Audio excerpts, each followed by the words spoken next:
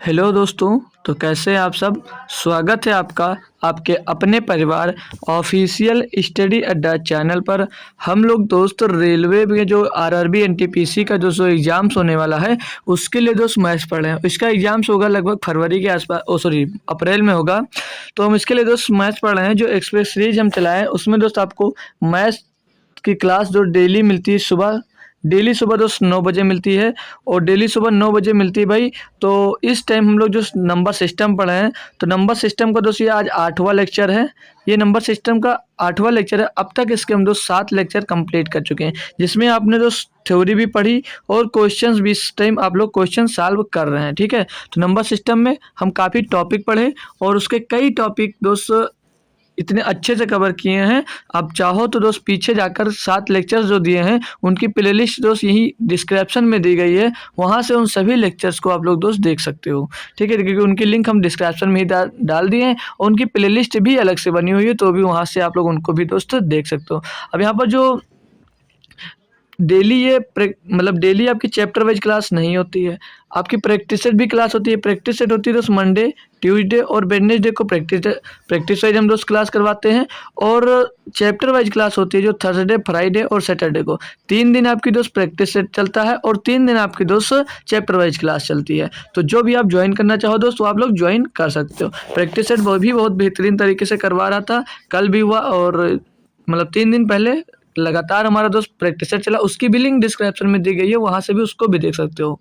ठीक है, तो आज हम दोस्त जो करने वाले हैं, आज हम दोस्त चैप्टर वाइज पढ़ेंगे, क्योंकि आज थर्सडे है। तो थर्सडे को हम दोस्त चैप्टर वाइज पढ़ते हैं। तो चैप्टर वाइज में हम नंबर सिस्टम पढ़ लेते हैं। तो नंबर सिस्टम के हम दोस्त जो अगला लेक्चर हुआ था शनिवार को, हम उसमें दोस्त इसके 25 क्वेश्चन सॉल्व कर चुके थे। तो 25 क्वेश्चन से आगे हम अब दोस्त कंटिन्यू करेंगे कि अब और भी काफ़ी क्वेश्चन है। लगभग 90 क्वेश्चन हम लिए थे इसमें से। बताया भी आपको थे कि 80 से 90 क्वेश्चन हम एक चैप्टर के सिर्फ नंबर सिस्टम के करवाएंगे। वो क्वेश्चन होंगे जो सारे के सारे क्वेश्चन आपके दोस्त आरआरबी एनटीपीसी सीबीटी 1 में दोस्त पूछे गए क्वेश्चन है, वही क्वेश्चन दोस्त हम इसमें लिए हैं। खुद से कोई क्वेश्चन नहीं बनाएगा और जिस टाइप से क्वेश्चन पूछे गए थे उन्हीं पर आधारित पूरा टॉपिक वाइज जो मैंने पढ़ाया, उन्हीं पर आधारित पूरा टॉपिक वाइज दोस्त पढ़ाया इसमें।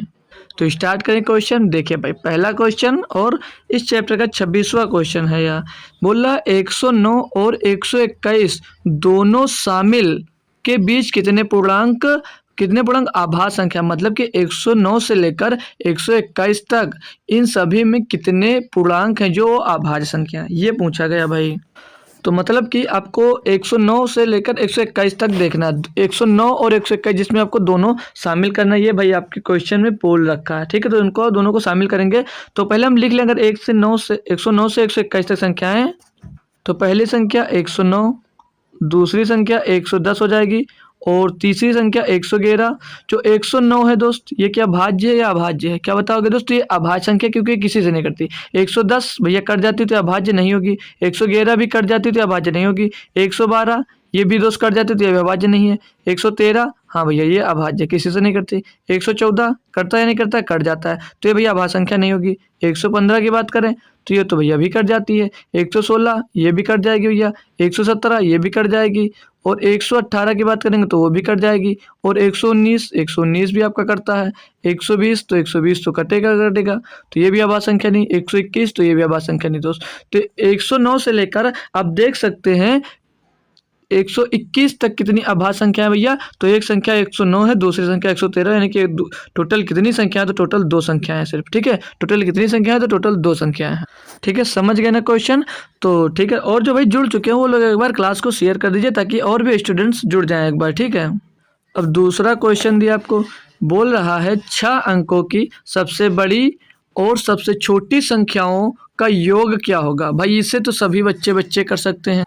तो भैया 6 अंकों की बड़ी से बड़ी संख्या क्या होती है, क्या मालूम है या नहीं मालूम है। बिल्कुल भाई सभी को मालूम होगी। मैंने बोला जितने अंकों की बड़ी संख्या की बात की जाए उतने 9 लिख दीजिए। 6 अंक बोला है तो 6 9 लिख दीजिए, बस ये आपकी भैया भाई 6 अंकों की बड़ी से बड़ी संख्या तो बन जाएगी।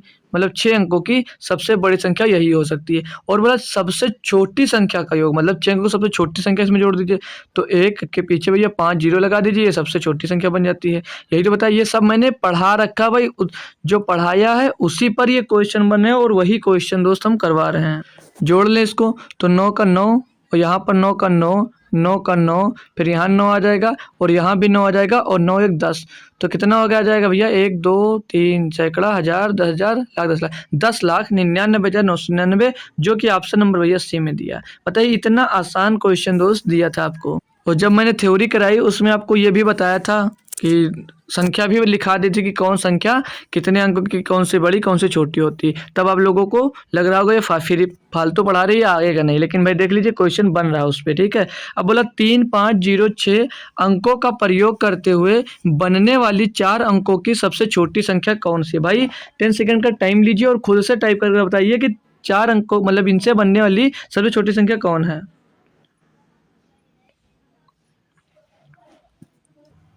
तो क्या बना पाएंगे आप। अब काफ़ी लोग जब छोटी संख्या बनाते हैं और जीरो पाते हैं तो जीरो को आगे लगा देते हैं, फिर 0 3 5 6 ये छोटी संख्या बना देते हैं, तो वो यहाँ पर गलत हो जाते हैं, वो यहाँ पर गलत हो जाते हैं। क्योंकि ये जो 4 अंकों की संख्या बोला है और ये संख्या है कितने अंकों की, क्योंकि अगर जीरो आगे लग गया भाई तो 3 ही अंक की तो संख्या बची, 3 ही अंक की संख्या बची ना, तो ये गलत हो गई। अब छोटी से छोटी संख्या बनानी तो पहले 3 आएगा, फिर 0 फिर 5 आएगा, मतलब 3056 ऐसी संख्या होगी जो भैया सबसे छोटी संख्या होगी। ठीक है, तो ये ऑप्शन ढूंढने में मत लग जाना। ठीक है, तो ऑप्शन नंबर हमारा ये एकदम से सही जवाब हो जाता है।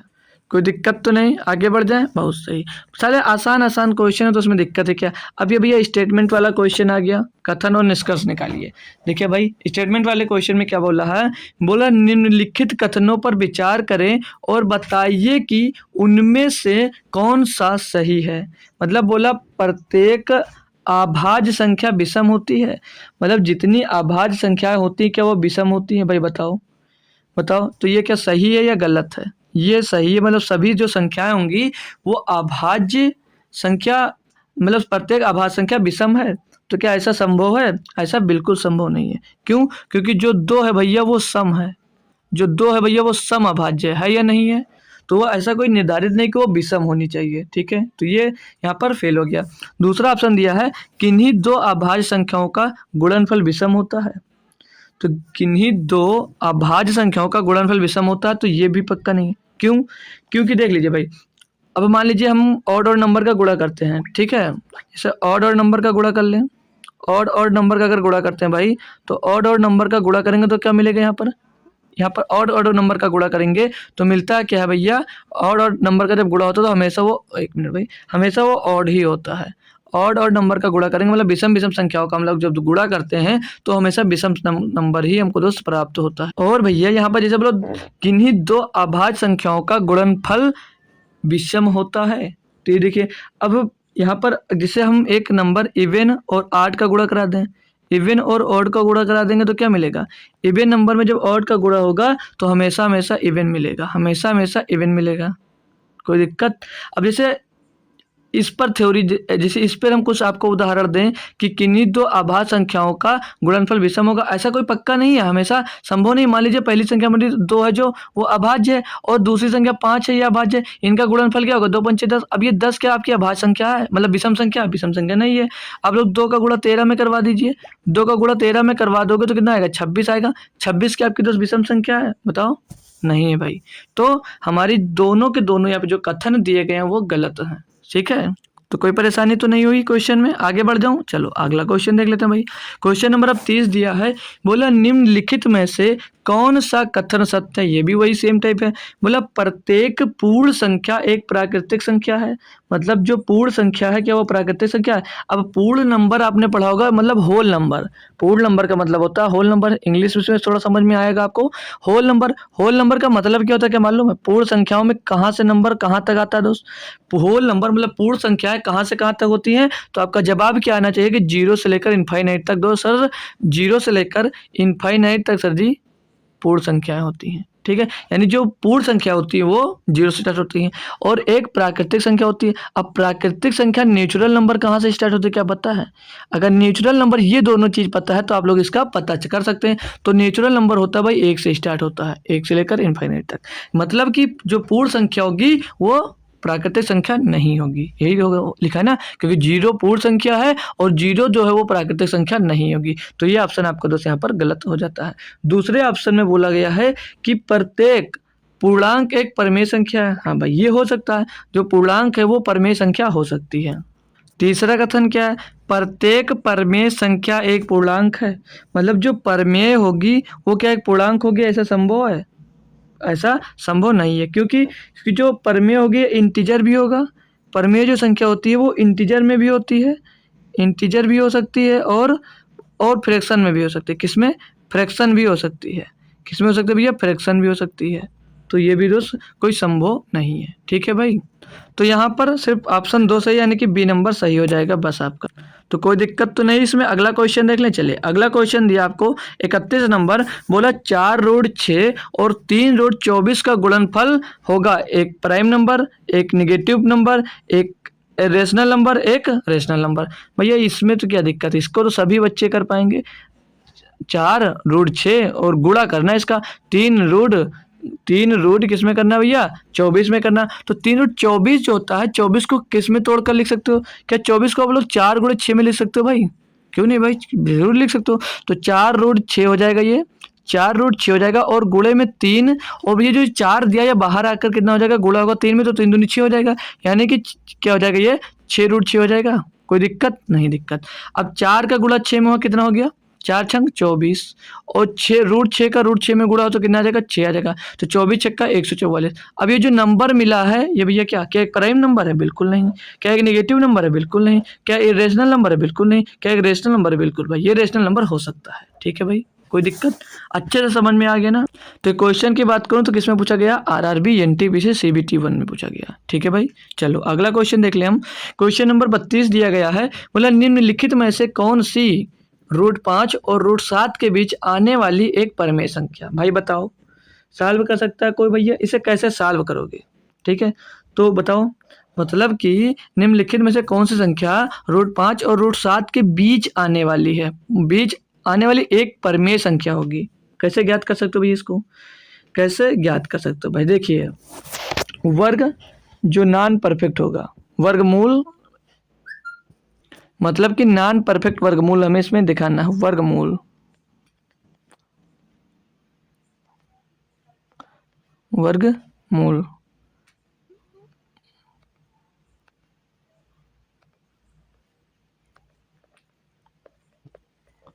Non perfect. देखिए, अब अगर आपसे पूछूं मैं कि अंडर रूट 1 का मान कितना होगा, तो क्या रिप्लाई आएगा आपका कि सर जी 1 होगा। अंडर रूट 2 का मान पूछूं तो क्या बताओगे? बता लोगे सर जी 1.414 होता है। जो याद है वो बता लेगा। रूट 3 का मान पूछूंगा, रूट 3 का मान पूछूंगा तो बोलोगे 1.732 होता है सर, बिल्कुल सही है। और रूट 4 का मान पूछूं मैं, रूट 4 का जब मान पूछूंगा तो ये भी बता सकते हो। तो रूट 4 का मान तो 2 तो हो ही जाएगा भाई, ये तो सभी को पता है। अब यहाँ पर रूट 5 का मान पूछ लूँ मैं, रूट 5 का मान पूछ लूँ तो काफ़ी लोगों को नहीं याद होगा, तो निकाल कैसे सकते हो? रूट 7 का मान पूछ लूँ तो निकाल कैसे सकते हो? ये निकालने का तरीका कई होते हैं, लेकिन मैं सिखाऊंगा आपको भाग विधि से, जो हमेशा आपके काम में आएगा और वो गलत नहीं होगा। तो कैसे निकाल सकते हो? ठीक है, कैसे निकाल सकते हो ध्यान से आज दोस्त आप लोग सीख लीजिएगा। ठीक है, तो दिया कितना? रूट 5 का आपको दोस्त निकालना है। 5 दिया है, 5। ठीक है, 5 को दोस्त किससे काट सकते हैं? किससे विभाजित होगा पहले? तो भाई ये 2 से विभाजित हो सकता है। किससे विभाजित होगा? तो 2 से। तो 2 यहाँ पर लिखेंगे आप लोग, 2 यहाँ पर लिखेंगे। अब 2 का गुणा 2 में करेंगे, कितना हो जाएगा? 2 दूनी 4। भैया यहाँ पर बचेगा क्या? 1 बचेगा। अब यहाँ पर 2 प्लस हो जाता है, ये कक्षा 7 या 8 में दोस्त आपको पढ़ाया जाता है। 2 2 4 हो जाएगा। अब यहाँ पर आप लोग जब बढ़ाओगे, पॉइंट लगाओगे, तो यहाँ पर 1 जीरो नहीं पड़ेगा, 2 जीरो बढ़ेगा, क्योंकि रूट के अंदर है। तो यहाँ पर 2 जीरो बढ़ गया। ठीक है, अब ये 4 से कितनी बार जाएगा कि 4 के बगल में ऐसा क्या लिखा जाए कि इसका गुणा किया जाए तो 100 के आसपास आ जाए।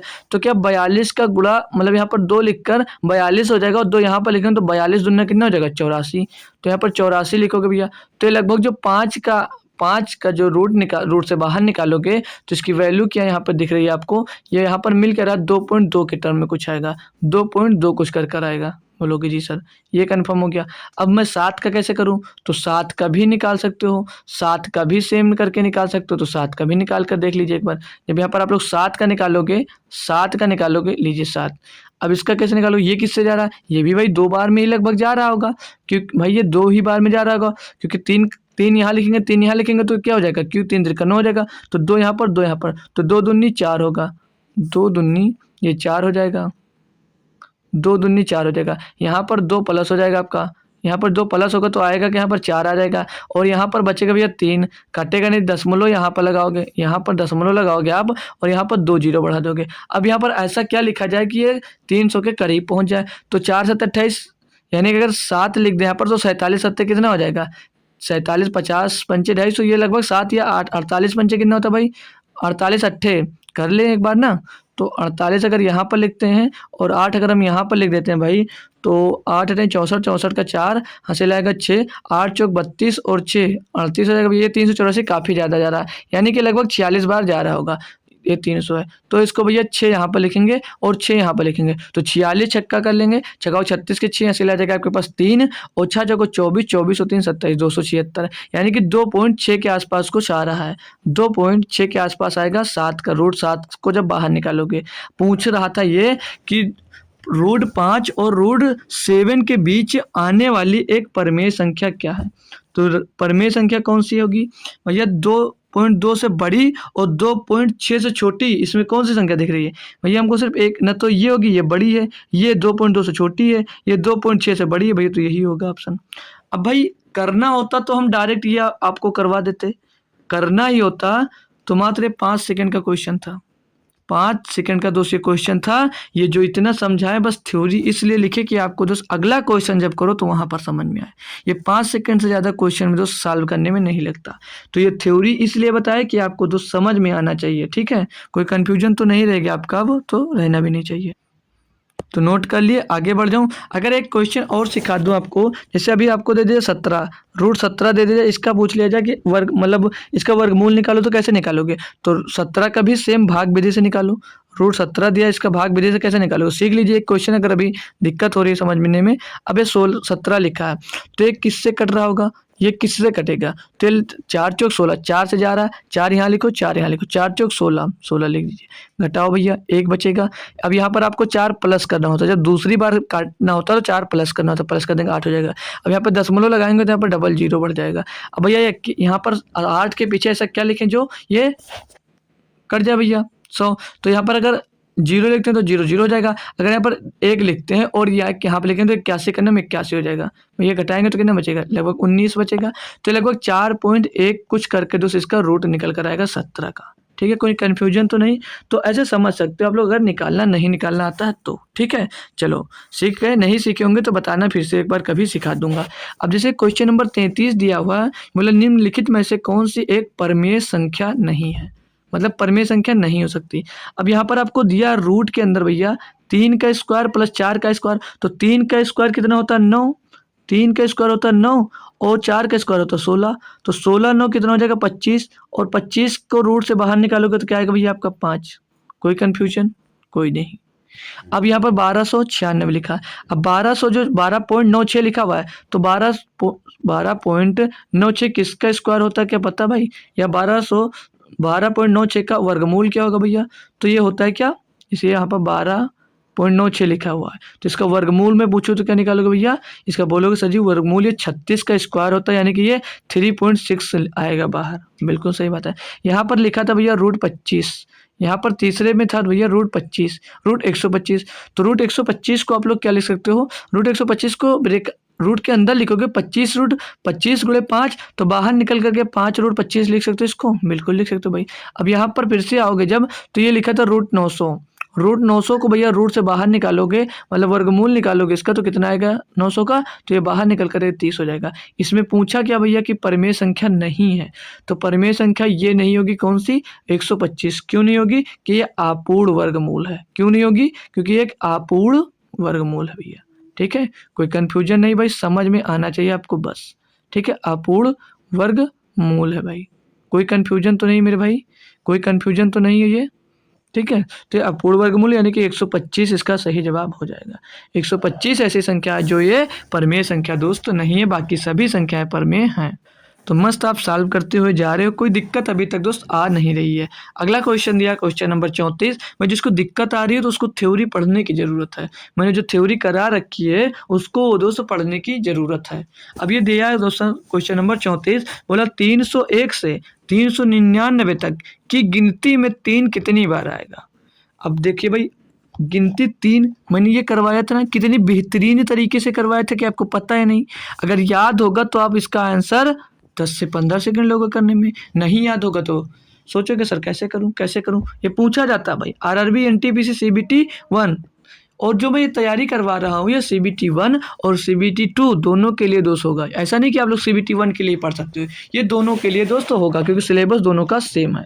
ठीक है, अब इस देखिए, अब मैं बात करूँ 301 से 399 तक नंबर कैसे ज्ञात करोगे।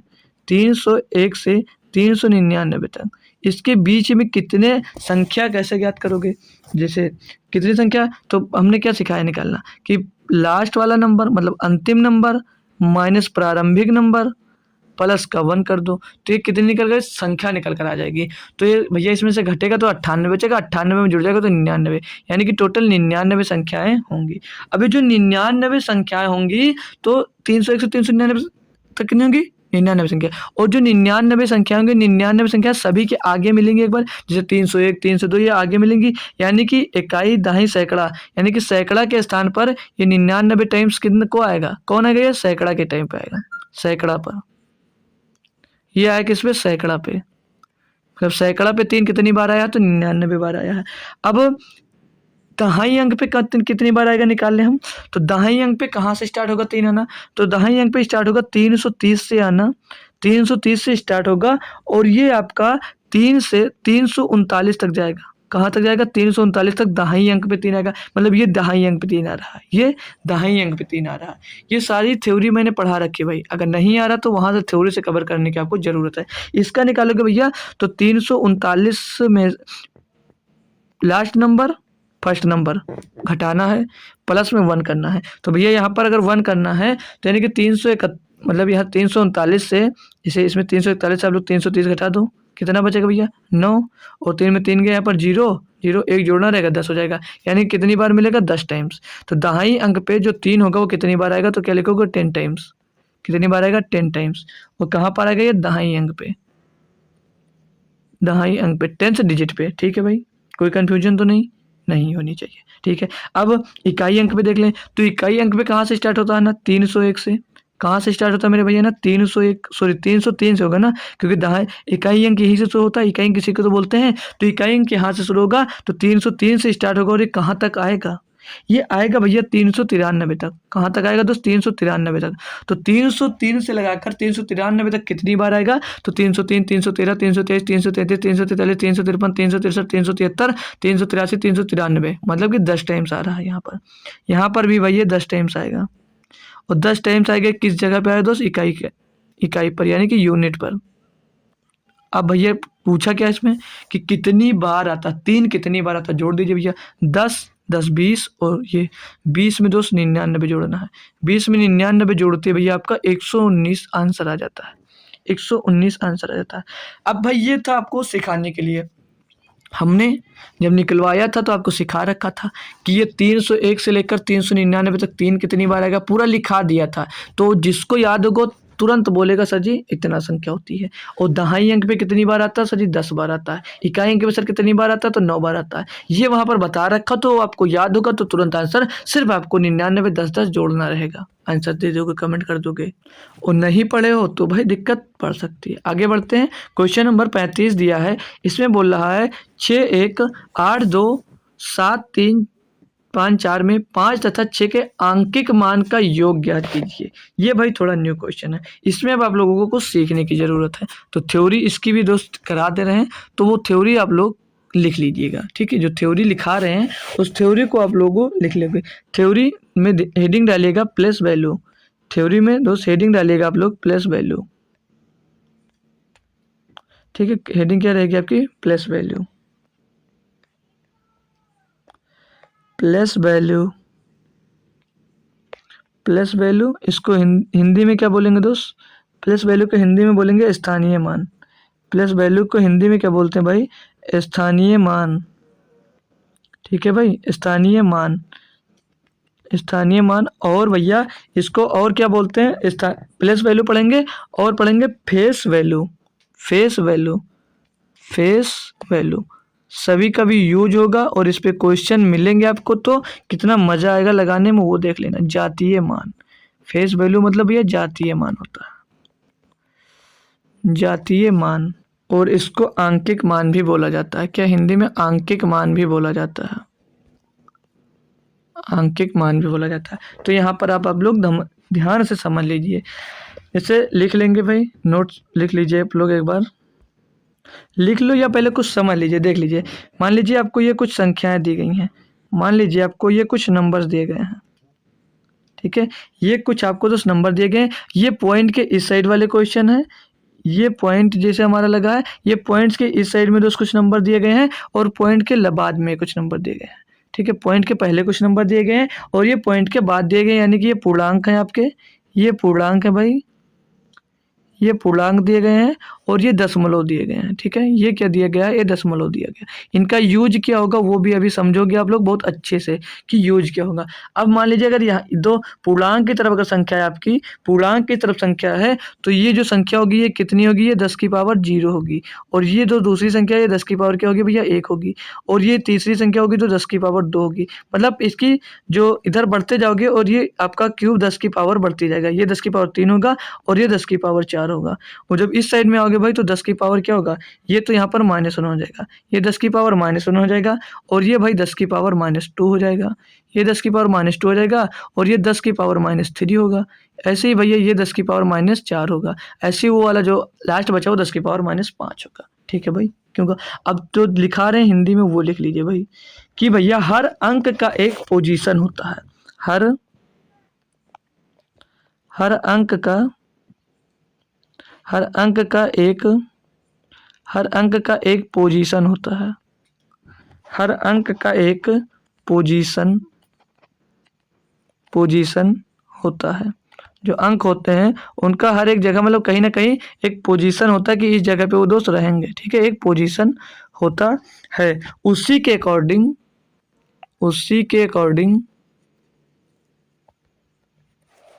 उसका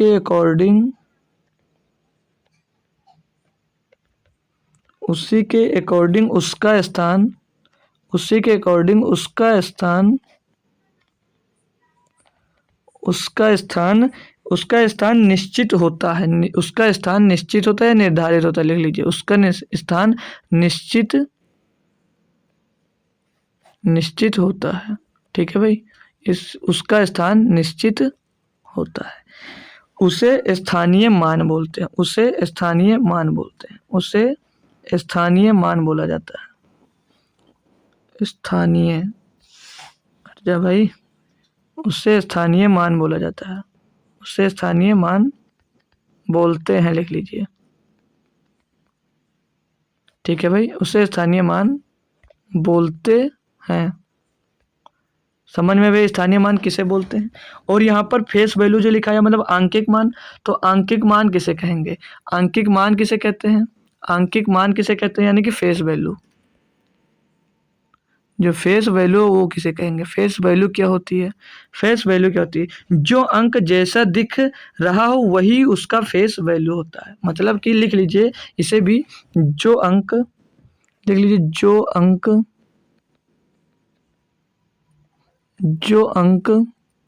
जैसा दिख रहा हो,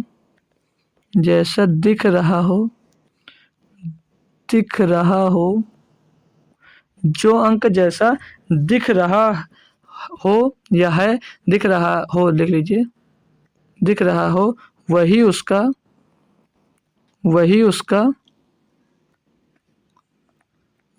फेस वैल्यू होता है, वही उसका फेस वैल्यू है। एफ भी लिखा, फेस वैल्यू समझ आना, ठीक है। फेस वैल्यू है भाई, ठीक है, कोई कंफ्यूजन नहीं। आप समझ गए कि स्थानीय मान किसको बोलेंगे और अंकित मान किसको मतलब कि ये जो अंक दिए गए हैं, ये जो निर्धारित किया गया ये स्थानीय मान होगा। और जो फेस वैल्यू होती है, जो अंक दिख रहा होता है वही उसका दोस्त क्या होता है, फेस वैल्यू होता है। तो क्वेश्चन में आपके क्या पूछा गया था, पूछ रहा है कि 61, 82, 73, 55 में 5 तथा 6 के आंकिक मान का योग कितना होगा। आंकिक मान मतलब फेस वैल्यू पूछ रहा है, अंकिक मान मतलब फेस वैल्यू पूछ रहा है। और मैंने क्या बोला, फेस वैल्यू वही होता है जो संख्या होती, मतलब 5 और प्लस 6 इन्हीं का दोस्त ये योग पूछ रहा है। तो 5 प्लस 6 यानी इनका फेस वैल्यू क्या होगी दोस्त? फेस वैल्यू की योग क्या होगा भैया? 11 आएगा। सिर्फ और सिर्फ आपका आंसर क्या आ जाएगा यहाँ पर दोस्त? 11। कोई दिक्कत, कोई परेशानी तो नहीं? ये थ्योरी जो बताया सिर्फ इसी के लिए बताया कि यहाँ पर दोस्त आपका कन्फ्यूजन हो। अभी जो थ्योरी बताएं उस पर कितने क्वेश्चन होते हैं आप खुद देख लेना। अभी उस पर कितने क्वेश्चन होंगे भाई आप खुद देखिएगा। देखिए चलिए, तो ये क्वेश्चन क्या दिया है, बोल रहा है एक, ये तो हो गया ना ये वाला। देखिए 36 नंबर में बोल रहा है कि what is the place value of 5 इन इतने में, मतलब 56 दिया, संख्या 56, 78, 56, 78, 92, 14 में 5 का स्थानीय मान। जो अभी वहां पर पढ़े हो वही यहाँ पर दोस्त आपका यूज हो जाएगा। अब 5 का स्थानीय मान पूछा तो मैंने क्या बताया था, क्या बताया था भैया कि ये कितना होगा भैया? 10 की पावर 0, ये 10 की पावर 1, 10 की पावर 2, 10 की पावर 3, 10 की पावर 4, 10 की पावर 5, 10 की पावर 6, 10 की पावर 7, यानी ये 5 गुणे 10 की पावर 7 होगा। यही इसका स्थानीय मान होगा। यही तो अभी पीछे बताए, यही तो बताया अभी पीछे सीखने के लिए दोस्त। ये दोस्त सीखने की ज़रूरत तो होती है। यहाँ पर इसका स्थानीय मान होता है, या 5 के पीछे कितने जीरो आएंगे? तो भैया गिन लीजिए, 3 3 6 7 जीरो आएंगे। तो इसको 10 की पावर 7 आप लिख सकते हो। तो इसलिए वहाँ पर इस टाइप से बताया था कि आपको प्लस वैल्यू ऐसे आप लोग दोस्त लिख सकते हो। तो स्थानीय मान भाई क्लियर। आगे बढ़ जाऊँ ना। अब अगला क्वेश्चन जैसे दिया गया ये वाला, बोल रहा संख्या 145.390 में 4 का अंकित मान। अंकित मान नहीं होगा भाई, ये अभी अंकित मान ही होगा, या अंकित मान पूछा गया। तो मैंने अभी क्या सिखाया, अंकित, वही अंकित मान है, मतलब उसे अंकित लिखा गया, लेकिन देख लीजिए यहाँ पे फेस वैल्यू ही है। इंग्लिश भी देख लीजिए। तो भाई ये 10 जैसे 145.390 भाई पॉइंट में दिया गया, हमसे कोई मतलब नहीं। आंकिक मान आपका चेंज नहीं होगा। आंकिक मान आपका चेंज कभी नहीं होगा। आंकिक मान क्या होता है, अभी मैंने क्या बताया कि जो अंक जैसा दिख रहा है वही उसका फेस वैल्यू हो जाती है, यानी आंकिक मान हो जाता है। मतलब ये 4 दिख रहा है तो 4 ही इसका आंकिक मान हो जाएगा। बस इतना सा काम करना था आपको, और आपका क्वेश्चन वहाँ पर दोस्त एकदम से सही हो जाता है। काफ़ी बच्चे गलत करके आते हैं भाई, जो नहीं पढ़ा है वो गलत जरूर करता है। 37 नंबर क्वेश्चन देखेंगे। दिया है संख्या 96,961 में 9 के स्थानीय मानों का योग ज्ञात कीजिए। अब भैया 9 के स्थानीय मानों का योग ज्ञात कर सकते हो? 9 के स्थानीय मानों का योग ज्ञात कर सकते हो या नहीं ज्ञात कर सकते हो? कोई दिक्कत है? होनी भी नहीं चाहिए। जैसे पहले जैसे संख्या के दिन 9 6 9 6 1, यहाँ पर आएंगे 9 का, इस वाले 9 को लोगो तो भैया कितने अंक पे है ये? 9 गुणे 10 की पावर कितनी भाई? यहाँ पर 1 और 2 आएगा, 10 की पावर 2 दिया। इस वाले को लोगे तो 9 गुणे कितने पर? 10 की पावर 0, 10 की पावर 1, 10 की पावर 2, 10 की पावर 3, 10 की पावर 4 पे है, मतलब ये 10 की पावर 4 लिखा हुआ है। इनका योग पूछा भैया, इनका गुणा करोगे तो क्या हो जाएगा? 900 हो जाएगा। कोई दिक्कत? इसका करोगे भैया 90,000 आएगा। ये 90,000 आएगा या नहीं आएगा बताओ? कोई कन्फ्यूजन हो तो बताओ। नहीं है भाई, कोई कन्फ्यूजन है ही नहीं सर, सब समझ में आ रहा है। बिल्कुल आएगा ही भाई, 90,900 आएगा इसका योग। दोनों 5 का दोस्त जो योग आएगा वो 90,900 आएगा, जो कि ऑप्शन नंबर भाई डी में दिया गया, जो कि ऑप्शन नंबर मेरे भाई डी में आपको दोस्त दिया गया है। समझ में आ रहा? देख रहे हो कितने क्वेश्चंस बन रहे हैं आपके, ये सब देख लीजिए भाई। एनटीपीसी सीबीटी 1 आया क्वेश्चन, आया या नहीं आया? तो भाई सब आता है। जो थ्योरी वहाँ पर छूटी वो क्वेश्चन से लेकर आपको बता रहा हूँ। अब जैसे रूट करली में, मतलब करली में 3 दिया, जैसे 40 का घनमूल समझ लीजिए पूछ रहा है ना यहाँ पर। तो 40 का घनमूल परमेयकारी गुणनखंड रेशनलाइजेशन फैक्टर है भाई। तो इसके बारे में कुछ आपको दोस्त पहले सीखने की ज़रूरत है, फिर इस पे दोस्त आप लोग क्वेश्चन करोगे, फिर आप लोग दोस्त इस पे क्वेश्चन करोगे। देख लीजिए क्या सीखने की ज़रूरत है भाई आपको। तो देख लीजिएगा भाई, सभी को एक बार बता देता हूँ लिखकर एक प्लेन पेज में दोस्त, अच्छे से सभी को सिखा दूंगा, और सभी लोग हेडिंग डाल करके लिखेंगे रेशनलाइजेशन। क्या लिखेंगे हेडिंग सभी की होगी भाई? चल क्यों नहीं रहा भाई? लो फालतू चीज़ें आ जाती हैं यार, फिर आ गई। चल हेडिंग डाल लो भाई, परमेयकारी गुणनखंड। इंग्लिश में लिखें इसको तो रेशनलाइजेशन लिखते हैं, रेशनलाइजेशन लिखते हैं दोस्त इसको, रेशनलाइजेशन फैक्टर। फैक्टर हिंदी में क्या बोलते हैं? परमेयकारी गुणनखंड। अब लिखने की जरूरत नहीं, समझ लेना भाई थोड़ा बहुत, ठीक है? खुद से भी कोशिश करो यार थोड़ा। अब इसको दोस्त बोलेंगे क्या, लिखेंगे ये हिंदी में। पहले टॉपिक लिख लीजिए, किसी ये सब जो लिखा रहा हूँ टॉपिक, इसको आपको लिखने की ज़रूरत है। किसी अपरिमेय किसी अपरिमेय किसी अपरिमेय संख्या का किसी अपरिमेय संख्या को किसी अपरिमेय संख्या को उस छोटी से छोटी किसी परिमेय संख्या को उस छोटी से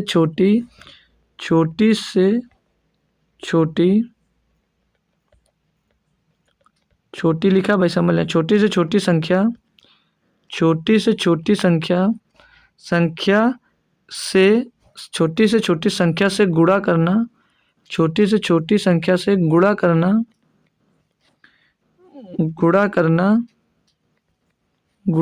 जिससे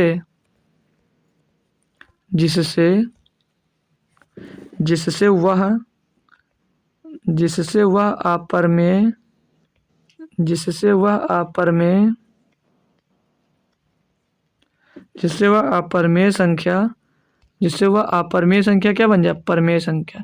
जिससे वह अपरिमेय संख्या परिमेय संख्या बन जाए। ठीक है, परिमेय संख्या बन जाए। अभी आपको कुछ कन्फ्यूजन होगा, समझ में नहीं आएगा, कन्फ्यूजन दूर करूंगा भाई। मैं खुद हूँ बैठा यहाँ पर, कन्फ्यूजन आपका दोस्त दूर करूंगा।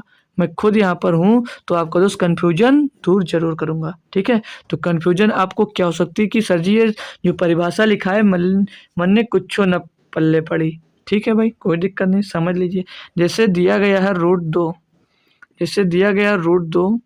इसमें भैया क्या गुणा कर दिया जाए जो भैया एक परिमेय संख्या बन जाए। ऑप्शन दे दूं आपको √2, ऑप्शन दे दूं भाई 4√2, और ऑप्शन दे दूं सी ऑप्शन दे दूं 8√2, और ऑप्शन दे दूं अगर डी नंबर तो डी ऑप्शन ले लीजिए आप लोग भाई, डी ऑप्शन ले लीजिए। चलिए 12√2 लिख लीजिए। अब इसमें ऐसा क्या गुणा किया जाए भाई कि ये दो से एक परिमेय संख्या बन जाए। अब आप लोग कंफ्यूज हो रहे होंगे कि यार इसमें 2 का भी गुणा करते हैं तो भी ये परिमेय बन जाती है, 4√2 का गुणा करते हैं तो भी ये परिमेय संख्या बन जा रही है, 8√2 का गुणा करते हैं तब भी ये परिमेय संख्या बन जा रही है, और डी में 12√2 का गुणा करेंगे तब भी ये परिमेय संख्या बन जाएगी, मतलब रेशनल नंबर बन जाएगा। अब क्या करें, तो भाई आपने एक कॉन्सेप्ट लिखा हुआ है जो देख लीजिए, इसमें क्या लिखा है, छोटी से छोटी संख्या गुणा करके छोटी से छोटी संख्या से गुणा करना जिससे वह अपरिमेय संख्या से परिमेय बन जाए। अब इन सब में सबसे छोटी संख्या क्या है, तो सबसे छोटी संख्या क्या है, √2। सबसे छोटी संख्या की बात करूंगा क्या है, तो आपका जवाब आना चाहिए सर जी √2 है, तो √2 का यहाँ पर आप लोग गुणा करोगे तो संख्या क्या बन जाएगी, परिमेय संख्या बन जाएगी। तो क्लियर हुआ ना कि इसमें आपको ऐसी छोटी से छोटी संख्या का गुणा करना होता है कि दोस्तों वो एक परिमेय संख्या बन जाए अपरिमेय संख्या से, क्योंकि √2 जो होती है वो हमारी अपरिमेय संख्या होती है। अब इसमें छोटी से छोटी जो ऑप्शन दिया, इसमें सबसे छोटी संख्या हमारी √2 थी, √2 का इसमें गुणा कर दिया तो ये 2 बन जाएगी, जो 2 होगी ये परिमेय संख्या हो जाएगी आपकी। समझ गए हो, तो अब क्वेश्चन पे चलता हूँ मैं, आ जाइए। ये आपका क्वेश्चन दोस्त दिया था, हम यहाँ पर जो दिया था करली में 3 और 40 लिया था, रूट में 40 लिखा था। इसका परिमेयकारी गुणनखंड लिखना, मतलब इसमें ये लिखना है ऐसी छोटी से छोटी कौन सी संख्या गुणा किया जाए कि दोस्त ये एक परिमेय संख्या बन जाए, यही इसमें करना है। मतलब कि दोस्त अब जो देख लेना ध्यान से, इसमें ये लिखा हुआ है रूट, जो करली में √3 लिखा है और अंदर 40 है, तो क्या 40 को मैं 8×5 में लिख सकता हूँ, 8×5 लिख सकता हूँ, बोलोगे जी सर बिल्कुल लिख सकते हो। तो 8×5 होगा तो 8 का क्यूब रूट निकालोगे, घनमूल क्या होता है, 2 होता है, ये भी सही बात है, 2 हो जाएगा। और तब बचेगा क्या, 2, करली में 3 अंदर 5 बचेगा, यानी कि बच क्या जाएगा 2 गुणे में 5 की पावर 1/3, 5 की पावर 1/3। अब इसमें हम ऐसा क्या गुणा करें कि ये दो से एक परिमेय संख्या बन जाए। अब ऑप्शन में जाते हैं, अगर 2/3 का गुणा करते हैं तो भाई ये नहीं होगा।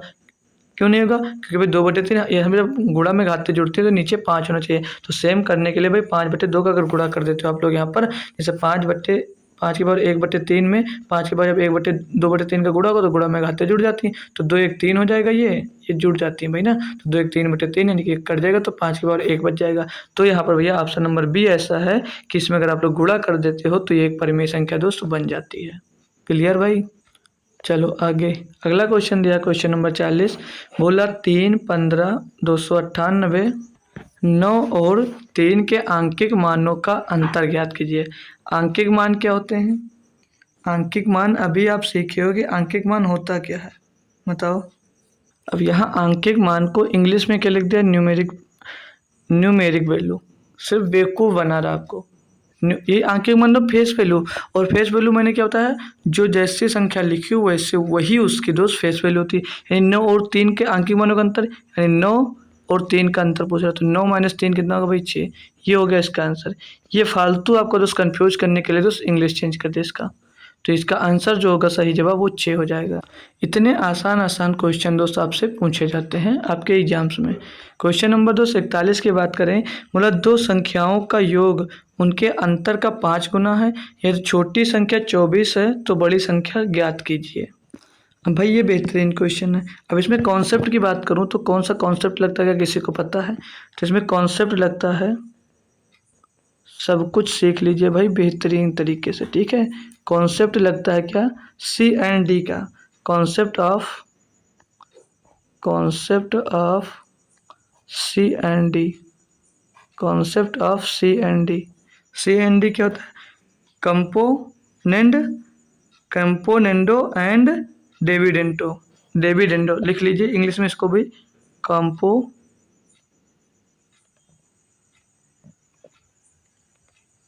Componendo and डेविडेंडो।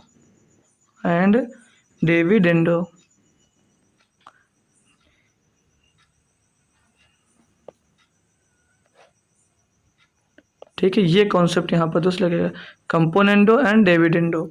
अजीब सुनने में लग रहा होगा, कोई बात नहीं, ध्यान लीजिए क्वेश्चन पे कैसे लगेगा। दिया क्या यहाँ पर, आपसे बोल रहा है दो संख्याओं का योगफल उनके अंतर का 5 गुना है। दो संख्याओं का योगफल उनके अंतर का 5 गुना है, उनके अंतर का 5 गुना, यानी ये 5 गुना उनके अंतर का। आगे क्या बोल रहा है, यार छोटी संख्या 24 है तो बड़ी संख्या ज्ञात कीजिए। अब यहाँ से ये भी है भाई, यहाँ से अब हम लोग यहाँ से अगर दोस्त ए बी की वैल्यू निकाले तो कैसे निकालोगे। हमने आपको तो सिखा रखा है कि अगर ए की वैल्यू निकालना हो तो एक बार इन दोनों को जोड़ लीजिए भाई, एक बार इन दोनों को जोड़ लीजिए, और जब बी की वैल्यू निकालना है तो इन लोगों को दोस्त घटा दीजिए। मतलब एक बार इनको जोड़कर 2 से डिवाइड कर दीजिए और एक बार इनको दोस्त घटाकर 2 से डिवाइड कर दीजिए, तो आपके ए और बी की वैल्यू निकल आएगी। तो यहाँ से अगर हम ए और बट्टे बी की वैल्यू निकालें तो ए की वैल्यू निकालने के लिए इन दोनों को जोड़ेंगे तो 5 1 6, और 6 को 2 से डिवाइड कर देंगे, कितना आ जाएगा 3 आ जाएगा। और बी की वैल्यू निकालने के लिए इनको दोस्त घटाएंगे कितना बचेगा 4, 4 को 2 से डिवाइड करेंगे 2 आ जाएगा। यानी ए का मान 3 और बी का मान 2 मिल गया। क्वेश्चन में पूछ रहा है यार छोटी संख्या 24 है, छोटी संख्या नहीं 2 बराबर 24 है, तो बोला बड़ी संख्या 3 है, तो 3 बराबर क्या होगा, जब 2 बराबर 24 है भैया यहाँ पर तो 1 बराबर 12 मिलेगा। जब 1 बराबर 12 मिलेगा तो 3 बराबर के 36 नहीं मिल जाएगा, 3 बराबर के 36 नहीं मिल जाएगा। ऑप्शन नंबर सी नहीं सही हो जाएगा आपका। कोई दिक्कत है भाई, बोलो। भाई मस्त आपका कॉन्सेप्ट क्लियर होना चाहिए, बस इतनी सी बात मुझको चाहिए। भाई अगला क्वेश्चन दिया, क्वेश्चन नंबर 42, बोला यदि दो संख्याओं का योग 27 है, उन संख्याओं के वर्गों का अंतर 243 है। अच्छी बात है, तो संख्याओं का अंतर होगा। भाई बताइए, जैसे दिया है आपको, मैंने जैसे दिया a प्लस बी बराबर, योग दिया है ना पहले, a प्लस बी बराबर कितना दिया है, ए प्लस बी बराबर हमको 27 दिया गया, अच्छी बात है। और उनके वर्गों का अंतर यानी कि ए स्क्वायर और माइनस बी स्क्वायर की वैल्यू दी गई है। तो ए स्क्वायर माइनस बी स्क्वायर बराबर कितना दिया, 243, यही तो दिया भाई। बोलोगे जी सर।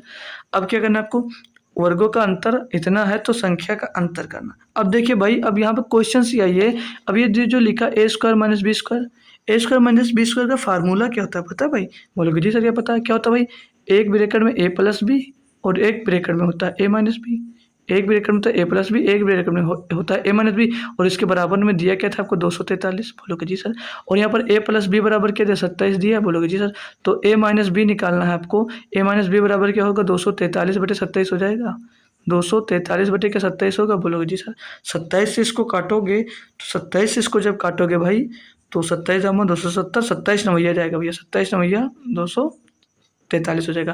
यानी कि यहाँ पर क्या मिल गया, ए माइनस बी बराबर क्या मिल गया भाई, ए माइनस बी बराबर आपको तो 9 मिल गया। पूछा क्या था क्वेश्चन में, तो संख्याओं का अंतर, भैया संख्याओं का अंतर ए माइनस बी कितना है, 9 दिया है। क्या भाई कोई दिक्कत आया मजा भाई। इतने शॉर्ट तरीके से आप क्वेश्चन को दोस्त सॉल्व कर सकते हो आसानी से बिना कोई दिक्कत के।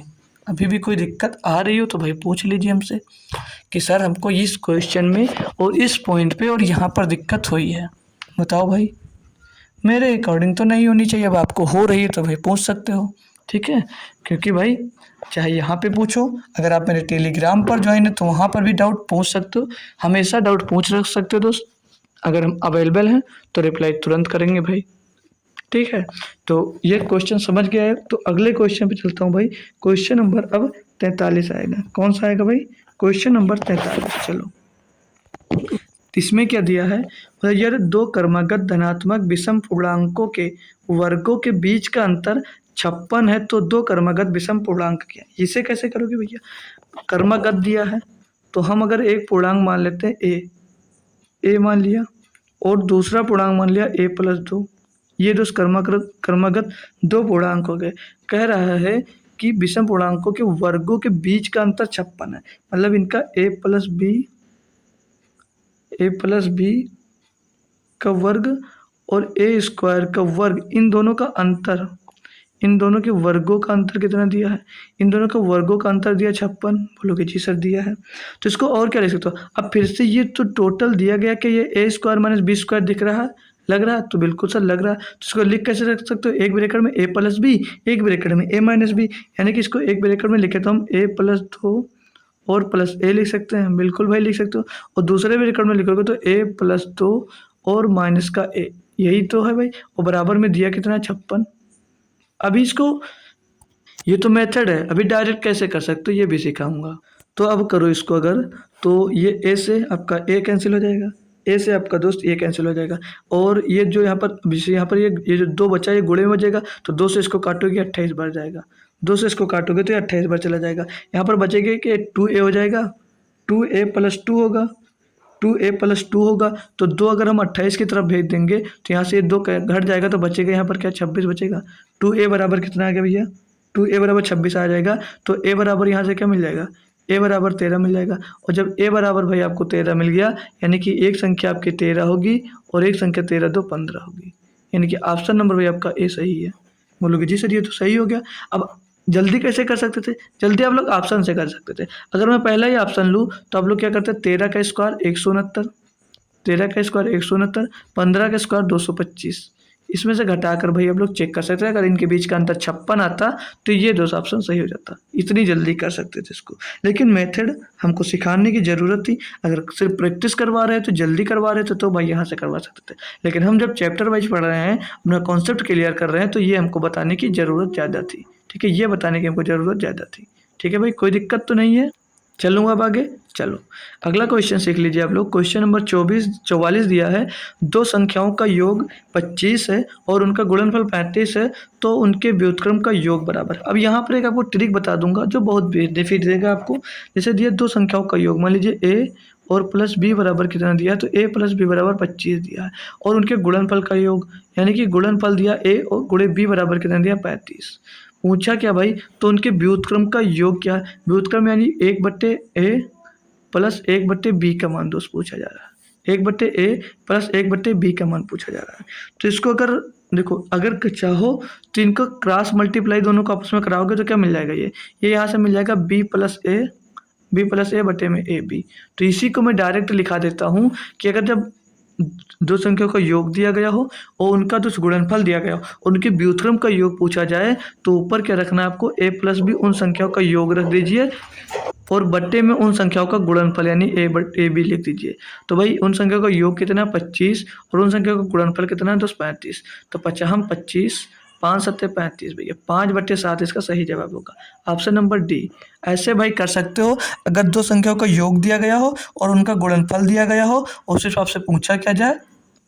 उनके व्युत्क्रम का योग, तो ऐसे कर सकते हो। ये काफ़ी टाइप के दोस्त ये क्वेश्चन आपको दोस्त देखने को मिलते हैं।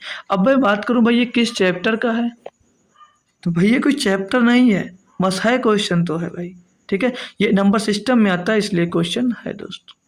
चलो आगे 45 नंबर दिया है कि राहुल ने एक संख्या को 2 से गुणा करने के बजाय 2 से विभाजित कर दिया तो उसे उत्तर 2 प्राप्त हुआ। वास्तविक उत्तर कितना होना चाहिए था? मतलब उसको 2 से गुणा करना चाहिए था, लेकिन वो गलती से 2 से भाग कर दिया तो उसे उत्तर कितना मिल गया? 2 प्राप्त हुआ। यानी कि अगर मान लीजिए हमने संख्या x है, इसको उसने गुणा, इसमें 2 का गुणा करने के बजाय उसने 2 से भाग कर दिया तो उसको उत्तर कितना मिल जाता भैया? 2 मिल जाता है। 2 शेष पर मतलब 2 उत्तर मिल जाता। तो मतलब वास्तविक संख्या निकालोगे तो वास्तविक संख्या क्या हो जाएगी? 2x बराबर 2 दूनी 4 हो जाएगी। लेकिन वास्तविक संख्या नहीं, इसमें 2 का गुणा करना है भैया। जब 4 में 2 का अगर गुणा करता तो वास्तविक संख्या क्या हो जाती है भैया? 8। तो ऑप्शन नंबर बी। अब ये भी कोई चैप्टर थोड़ी ना है। अब भैया ये आपका कोई चैप्टर थोड़ी ना है, ये वास्तविक उत्तर आ गया, ठीक है। तो ये कोई आपका चैप्टर नहीं है, बस क्वेश्चन आता है तो आता है, नंबर सिस्टम के अंदर आ रहा है ये। अब इसको आप लोग अपने कॉमन सेंस से करोगे, क्योंकि इसकी कोई थ्योरी नहीं लिखी हुई जो यहाँ पर आपको पढ़ाऊँ मैं, ठीक है भाई। चलो अगला क्वेश्चन नंबर 46 देखो। इसमें दिया एक संख्या 3 से बड़ी है लेकिन 8 से कम है, इसके साथ ही यह 6 से बड़ी है लेकिन 10 से छोटी है, वह संख्या कौन सी है? कोई दिक्कत? अब इसका भी चैप्टर पूछो तो भाई गलत बात है, क्योंकि ये भी आपको अपने कॉमन सेंस से करना है। थोड़ा रीजनिंग टाइप आपको दोस्त लग रहा होगा ना। तो बोला कोई संख्या जो 3 से बड़ी है, मतलब कोई संख्या मान लीजिए हमने ए संख्या है, वो 3 से बड़ी है लेकिन भैया 8 से छोटी है, ठीक है जी सर। और दूसरी कंडीशन बोला है 6 से बड़ी है, दूसरी कंडीशन बोली है 6 से बड़ी है लेकिन 10 से छोटी है, लेकिन 10 से छोटी है। तो ऐसी कौन सी संख्या होगी? अब मेरे भाई 6 और 8 के बीच में कौन संख्या आ रही है? सिर्फ 7 आ रही है भैया, वो संख्या 7 होगी। कोई दिक्कत? ए जो है वो 7 होगी। कोई परेशानी हो बताओ भाई? आसानी से पढ़कर क्वेश्चन को आप सॉल्व कर सकते हो। तो मस्त कंटेंट है और मस्त मज़ा आपको आ रहा है। सिर्फ अगर चाहो इसके बदले में कुछ देना चाह रहे हो तो सिर्फ कुछ स्टूडेंट्स को आपको मेरे साथ जोड़ना है और कुछ नहीं करना है। ये क्वेश्चन है निम्नलिखित में से कौन सी संख्या 11 से विभाज्य है? 11 से विभाज्य का रूल आप लोग क्या पढ़े हो भाई? 11 से विभाज्य का रूल हमने ये पढ़ा है कि उनके जो मतलब एक नंबर छोड़कर जो अल्टरनेट नंबर आएगा उनका जोड़, और अगर उनका मतलब उनको आपस में जोड़कर घटाने पर अगर 0 मिलता है या 11 का कोई 11 आता है या 11 का कोई मल्टीपल आता है तो 11 से विभाज्य होगा। ये डिविजिबिलिटी रूल में हमने आपको दोस्त पढ़ा रखा है, ठीक है। ये डिविजिबिलिटी रूल में हमने आपको पढ़ा रखा है, चेक करेंगे तो 3 3 3 2 5, 5 में 5 जुड़ेगा भैया 10 हो जाएगा, 3 में 1 जुड़ेगा 4 और 4 में 5 जुड़ेगा 9, तो 10 माइनस 9 आएगा। तो यहाँ पर मिलेगा क्या भैया? 1। तो क्या 1 भैया मिला? तो ये 0 और क्या बचना चाहिए? 0 और या 11 बचना चाहिए। तो इसको जोड़ोगे 2 और 1 2 3 5, 5 5 10, ये भैया 10 आ गया। और इसको जोड़ोगे 0 में 4 जोड़ेगा 4, 4 और 6 10 भैया माइनस 10, 10 बराबर 10 0। तो भैया ऑप्शन नंबर आपका बी ही सही होगा और कोई ऑप्शन दोस्त सही नहीं होगा, क्योंकि 11 का विभाज्य सिर्फ ऑप्शन नंबर दोस्त 2 कंडीशन आपका फॉलो कर रहा है। अगले क्वेश्चन पे चलें। चलो अब 48 नंबर में दिया क्वेश्चन देख लेंगे सभी लोग। दिया है कि निम्न में से कौन सी संख्या 9 से विभाज्य है? अब 9 से विभाज्यता का रूल आपने पढ़ा या नहीं पढ़ा भाई? 9 से विभाज्यता का रूल आपने पढ़ा कि नहीं पढ़ा? जरूर पढ़ा होगा। क्या होता है कि उनकी संख्याओं का योग 9 से विभाज्य होगा, तभी वो संख्या 9 से विभाज्य होगी। यहाँ पर पूछा कि निम्न संख्या में से कौन सी संख्या 9 से विभाज्य नहीं है? हाँ नहीं पूछा है, हाँ नहीं पूछा है, नहीं पूछा जा रहा है। तो जोड़ोगे 7 7 14, कलर चेंज कर ले, जोड़ोगे आप लोग 7 में 7 जोड़ोगे 14, 14 में 8 जोड़ेगा 22, 22 में 3 जोड़ेगा 25, तो 27। अब ये 27 है यानी कि 9 से विभाज्य है। आप लोग यही ऑप्शन टिक कर चले आओगे। क्यों? क्योंकि आप लोग 90% स्टूडेंट उस नहीं पे ध्यान नहीं देता है। 90% स्टूडेंट उस नहीं पे ध्यान नहीं देता है, सिर्फ विभाज्य इतना पढ़ता है। तो यहाँ पर आपको अच्छे से पढ़ लेना है। तो ये विभाज्य हो जाएगी 27 से, तो ये हमारा ऑप्शन सही नहीं होगा। अगली संख्या जोड़ेंगे तो 9 4 13 और 1 14, 14 में 0 जोड़ेगा 14, 14 में 4 जोड़ेगा 18 भैया, ये भी 9 से विभाज्य होगी, यानी कि ऑप्शन ये भी सही नहीं होगा। इसको जोड़ेंगे 5 4 9, 9 में 3 जुड़ेगा भैया 12, 12 में 9 जुड़ेगा कितना हो जाएगा? 12 में 9 जुड़ता भैया 21, 21 कभी आपका 9 से नहीं कटेगा। तो ऑप्शन नंबर सी आपका सही जवाब हो जाता है। सी आपका सही जवाब हो जाता है। मतलब ये 45 390 ऐसी संख्या है भैया जो 9 से कभी विभाज्य नहीं होगी। क्लियर भाई? मस्त, एकदम से क्लियर हो गया ना। चलो अगला, अगला क्वेश्चन नंबर 249 दिया गया है, निम्न में से कौन सी संख्या 8 से विभाजित है। अब भाई 8 से विभाजित का रूल पढ़ रखे हो या नहीं पढ़ रखे हो। 8 से विभाजित का फिर यहाँ पर देख लीजिए, नहीं दिया है, ठीक है, नॉट यहाँ पर बड़ा सा लिखा हुआ है, ठीक है। तो मतलब 8 के जो 8 का डिविजिबिलिटी रूल होता है, क्या आपने पढ़ा है, बिल्कुल पढ़ा होगा। लास्ट के 3 डिजिट सर जी, लास्ट के 3 डिजिट सर जी 8 से विभाजित होना चाहिए। 792 है सर जी यहाँ पर, तो क्या 8 से विभाज्य, बिल्कुल। 8 9 72, 8 9 72 भैया, तो ये विभाज्य यानी कि ये ऑप्शन नहीं होगा, क्योंकि वो नहीं पूछा है। इसमें देखेंगे 552 दिया लास्ट का जी 3, इसको 8 से डिवाइड कर कर, क्योंकि ये डिविजिबिलिटी रूल 8 का बताता है कि लास्ट के 3 डिजिट अगर 9 से मतलब 8 से विभाजित तो पूरी संख्या वो 8 से कट जाएगी। 8 छंग 48 बचेगा, 7 हो जाएगा 72, 8 9 72 भैया, ये भी कट रहा है, यानी कि ऑप्शन नंबर ये भी सही नहीं होगा। 112, 112 को 8 से भाग दोगे तो 8 एक 9 8 बचेगा, 3 हो जाएगा 32, 8 चौक 32, ये भी कर रहा है, यानी कि ये भी ऑप्शन नहीं सही होगा। तो ऑप्शन नंबर डी ही आपका सही जवाब होगा, जो आपका भैया किससे 8 से विभाजन होगा। 412 क्या भैया 8 से विभाजन हो सकता है। 8 पंजे 40 बचेगा, 1 हो जाएगा 12, 8 से कभी विभाजन नहीं होगा। तो ऑप्शन नंबर आपका डी सही जवाब यहाँ पर हो जाता है। ठीक है, समझ में आ गया ना, मस्त एकदम क्लियर। ये देखिए 50 नंबर बोला, यदि पी क्यू एक 2 अंकों की संख्या है तो P Q minus Q P पूर्णतया किससे विभाज्य होगी। आप बताओ भाई, ऐसा क्वेश्चन मिले कर पाओगे। जैसे हमने एक पी क्यू नंबर दिया है, अगर मैं इसको पी क्यू को मान लूँ 21, तो 21 को ये पी हो गया, ये क्यू हो गया, तो इसको माइनस इसमें क्यू पी कर दूँ, यानी कि इसमें से 12 कर दूँ, क्या बचेगा 9 बचेगा। इसमें से क्या बचेगा, तो 9 बचेगा। तो जो 9 संख्या होगी, मतलब कोई भी संख्या ऐसे लिखोगे उनका डिफरेंस हमेशा दोस्त 9 आएगा, और 9 आएगा मतलब कि वो 9 से वो संख्या दोस्त पूर्णतः विभाज्य होगी। मतलब जो आप लोग ये घटाओगे वो संख्या हमेशा किससे विभाज्य होगी, तो उस दोस्त 9 से विभाज्य होगी। वो संख्या हमेशा दोस्त 9 से विभाज्य होगी। और अगर यहीं पर दोस्त पूछ लिया जाए कि उनका योग किससे विभाज्य होगा, कि मतलब जैसे क्यू पी दिया, पी क्यू दिया गया है और उनका योग यहाँ पर Q P Q plus Q P हो जाता है, तो इसको जोड़ोगे इसमें 12 तो क्या हो जाएगा 33, तो उसका योग किससे विभाज्य होगा, तो क्या जवाब आएगा आपका दोस्त 11 से। किससे होगा भैया, 11 से डिवाइड। जब योग पूछेगा योग किससे डिवाइड है तो आप बताओगे। ठीक है ना भाई, कोई दिक्कत तो नहीं, समझ में आ गई ना पूरी बात। अभी अब हमने सॉल्व तो करा दिया, लेकिन इस कंडीशन में कुछ बच्चों को थोड़ी सी कन्फ्यूजन आ रही होगी कि सर सभी नंबर में हो सकता है। सर बिल्कुल, कौन सा नंबर लेना चाहोगे, कौन सा नंबर लोगे। 52 लो, 53 ले लो, 53 लोगे, 53। अब इसका ये पी क्यू लिखा, क्यू पी कर दो, क्यू पी कर घटाओगे तो कितना आएगा भैया 35 हो जाएगा। 35 घटाओगे कितना बचेगा 18। क्या भैया 9 से विभाज्य या नहीं, मतलब की संख्या जो पी क्यू लिखोगे वो क्यू पी उल्टा क्यू पी घटाओगे उसमें, तो संख्या जो आएगी हमेशा 9 से विभाजित होगी, हमेशा दोस्त 9 से विभाजित होगी। और जो उसका योग आएगा वो हमेशा 11 से विभाजित होगा, जो योग आएगा उसका हमेशा दोस्त 11 से विभाजित होगा। तो ठीक है, कोई कन्फ्यूजन तो दोस्त आपको यहाँ पर अब नहीं रहेगी। मतलब कि भाई अब आपको अगर इस टाइप का क्वेश्चन मिलता है तो हमेशा आप सॉल्व कर पाओगे, आप हमेशा सॉल्व कर पाओगे। ठीक है, तो अब ये जो क्वेश्चन दे रहा हूँ मैं, इसका दोस्त आप लोगों को होमवर्क में आंसर देना है, होमवर्क में आंसर कमेंट करना है। ठीक है, कमेंट में आंसर करना है आपको होमवर्क में। ठीक है, आंसर इसका कमेंट करो, इसका आंसर कमेंट बॉक्स में देना है। सभी बच्चों को इसका आंसर उस कमेंट बॉक्स में देना, बिना दिए कोई मत जाना। ठीक है, तो क्लास कैसी लगी भाई, क्लास कैसी लगी ये भी कमेंट बॉक्स में एक छोटा सा बता देना। और इसकी पीडीएफ अगर आप लोग चाहते हो तो ये मेरा टेलीग्राम चैनल ज्वाइन कर लीजिए, यहाँ पर आपको उस क्लास के तुरंत बाद पीडीएफ डाल दी जाएगी, तो पीडीएफ वहाँ से ले सकते हो। तो क्लास कैसी लगी मेरे भाई ये आपको ज़रूर बताना है। फिर आपको शाम को मिलेंगे 7 बजे, शाम को 7 बजे मिलेंगे भाई, शाम को 7 बजे मिलेंगे। तो कोई भी आना मत बोलना, क्योंकि टाइम चेंज हुआ है तो कंफ्यूज मत होना भाई। शाम को 7 बजे एसएससी जीडी की क्लास होती है, एसएससी जीडी की क्लास होती है, जिसमें आप लोग दोस्त चैप्टर वाइज प्रैक्टिस सेट कराया जा रहा है। चैप्टर वाइज दोस्त क्लासेस स्टार्ट कर दी गई हैं, तो चैप्टर वाइज क्लास ज्वाइन करिए, उसमें भी एसएससी जीडी में वहाँ पर भी दोस्त आप लोग सीखोगे।